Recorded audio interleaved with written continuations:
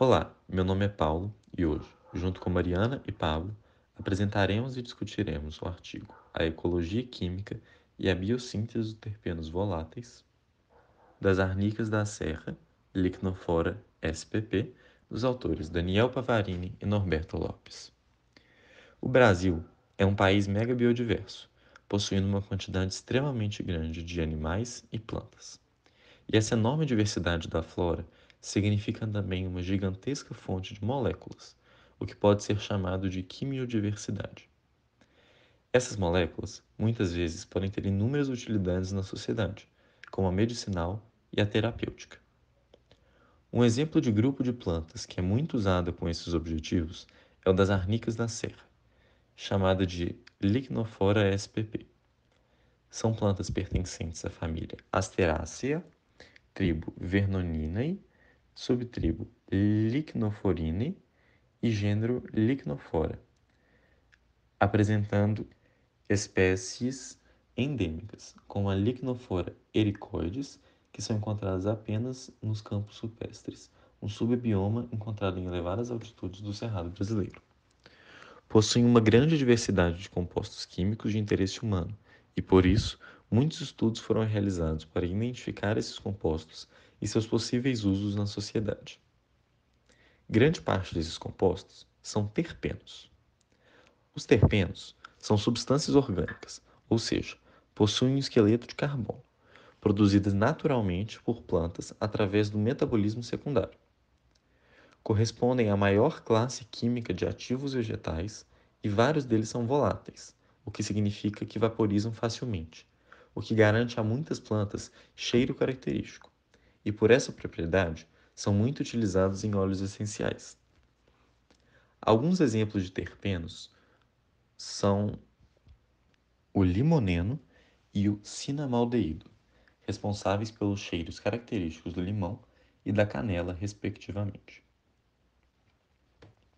Estudos sobre os terpenos das espécies Lichnophora demonstraram um importante papel semioquímico dos terpenos, ou seja, de comunicação entre os seres vivos. Assim, a liberação de beta-carofileno, por exemplo, pode atrair predadores de herbívoros quando a planta é ameaçada, o que constitui uma forma forte de proteção da planta. Outro exemplo que pode ser citado é o efeito atrativo que o E-beta-carofileno tem sobre nematóides entomopatogênicos, relação que é extremamente interessante para o controle de pragas. Além dos efeitos semioquímicos, diversos terpenos dessas plantas possuem finalidades terapêuticas, como efeitos tripanocida, musculocida, analgésico, antibacteriano, antifúngico, anti-inflamatório, anti-hipernociceptivo e anticarcinogênico. Grande parte dos terpenos encontrados na subtribo Lichnophorinae são sesquiterpenos, ou seja, são constituídos por 3 unidades de isopreno. A maior parte dos estudos antigos da Lichnophora ericoides, espécie do gênero mais encontrada na medicina popular, eram focadas nas partes não voláteis da planta e foram responsáveis por encontrar diversos compostos diceglifavonas, conhecidos por sua capacidade antioxidante e anti-inflamatória. Porém, estudos mais novos vêm explorando mais a parte volátil dessas arnicas, e alguns compostos extremamente interessantes foram encontrados, como o alfa-bisabolol, que possui capacidade anti-inflamatória, e o orto-acetoxi-bisabolol, que foi avaliado em experimentos in vitro utilizando-se macrófagos peritoneais, possuir potencial anti-hipernociceptivo. Inclusive, a redução dos mediadores IL-1-beta e TNF-alfa indica efeito físico e não cognitivo sobre a dor que esse terpeno possui. A biossíntese dos terpenos voláteis das arnicas da serra pode ser basicamente dividida em 4 etapas. Na etapa A, ocorre a síntese do precursor fundamental IPP. Na etapa B, ocorre a oligomerização das unidades de IPP para a formação de séries homólogas de prelinas disfosfatadas por meio de adições eletrofílicas. Na etapa C, ocorre a ciclização das prelinas alifáticas precursoras dos esqueletos dos principais tipos de sesquiterpenos de Liconofora spp, via catálise enzimática por germacreno-sintase, cadineno-sintase, bisaboleno-sintase e cariofileno-sintase. Na etapa D, ocorre formação de funções orgânicas oxigenadas no exemplo de formação do custanolídeo, a partir de germacreno A, envolvendo 3 etapas de oxidação catalisadas pela germacreno A monoxidase. Esse conjunto de reações gera a quimiodiversidade desta família de produtos naturais. E esse processo geral de produção, armazenamento e liberação desses compostos terpênicos oferece variáveis que modificam ao longo do tempo. E esse período de tempo se encaixa em diferentes intervalos. Os principais elementos que controlam as emissões desses terpenos pelas partes aéreas das plantas, existem uma distinção geral, porém essencial, que são os fatores bióticos e abióticos. Entre os fatores abióticos, o mais essencial é a temperatura.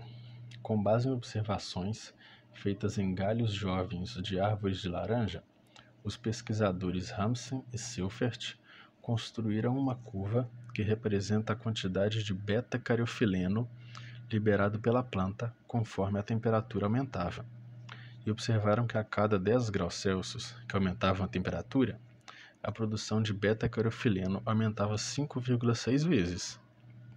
E o outro exemplo, no caso de fator biótico, é o aumento da produção de ortoacetoxibisabolol, que foi observado nas folhas de Liconofora ericoides, agredidas manualmente com a finalidade de produzir experimentalmente os efeitos da agressão por herbivoria.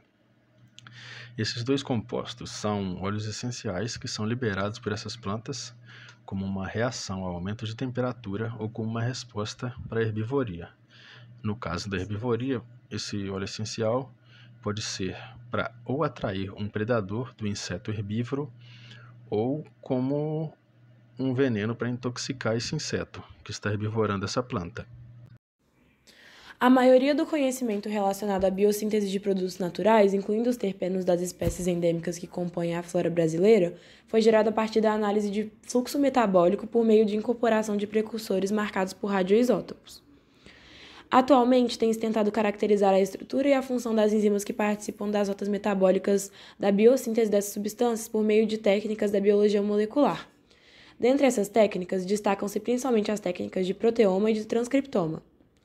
Uma análise proteômica consiste no levantamento de todas as proteínas expressas por uma célula.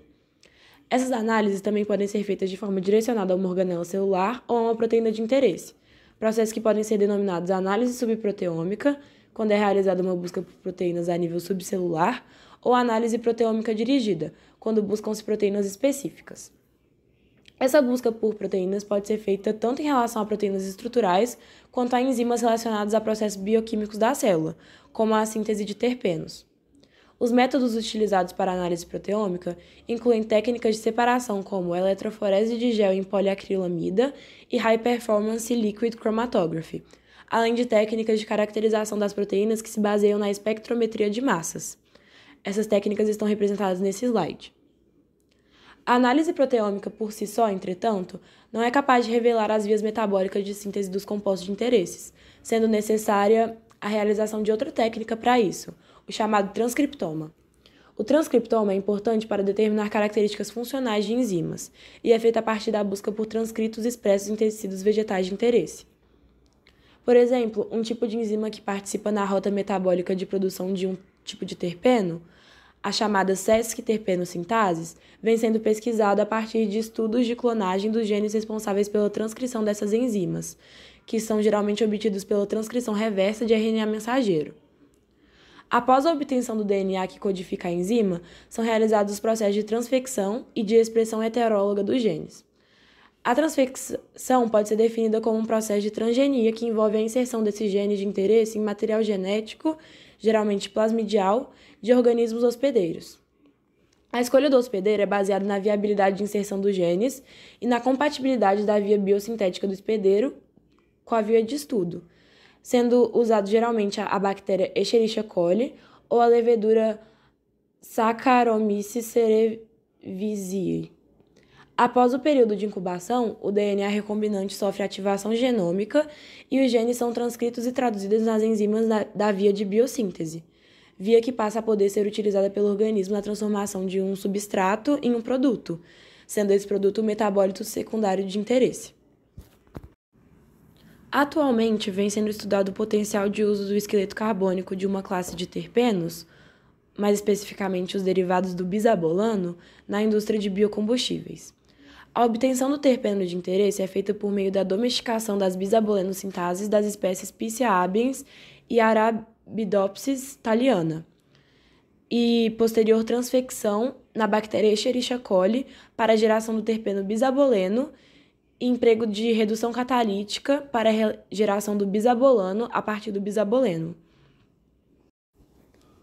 Por atuar em diversos processos como a comunicação planta-inseto e planta-planta, e por possuírem diversas aplicações na terapêutica e na agroquímica, os terpenos apresentam grande interesse comercial. Destaca-se a gama de bioatividades dos derivados do bisabolano, como os estereoisômeros do alfa-bisabolol, que possuem efeitos anti-inflamatório, analgésico e antibiótico. A pesquisa nessa área, portanto, deve buscar estabelecer quais são as entidades enzimáticas responsáveis pela diversidade química dessas substâncias, através de técnicas estequiométricas e de biologia molecular. Esses processos estão diretamente relacionados à bioengenharia, área em ascensão na atualidade, uma vez que envolvem a manipulação de organismos geneticamente modificados para produzir as substâncias de interesse.